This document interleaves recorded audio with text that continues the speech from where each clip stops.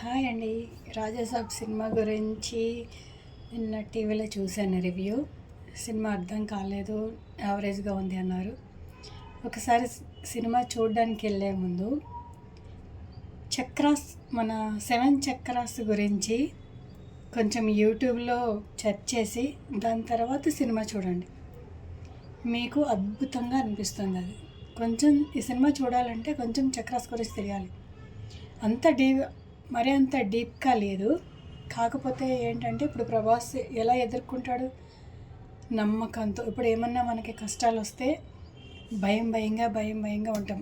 ఆ భయం వల్ల మనకి ఇంకా ప్రాబ్లమ్స్ ఎక్కువ అవుతాయి కానీ తగ్గవు. ఆ భయాన్ని అధిగమించి చూపిస్తేనే నెక్స్ట్ అక్కడ రిజల్ట్ కనబడుతుంది. మారుతి గారు మనకి ఇదే చూపించాలనుకున్నారు ఆ సినిమాలో.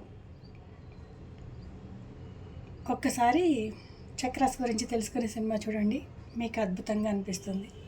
థ్యాంక్ యూ మారుతి గారు, బాగా ట్రై చేశారు.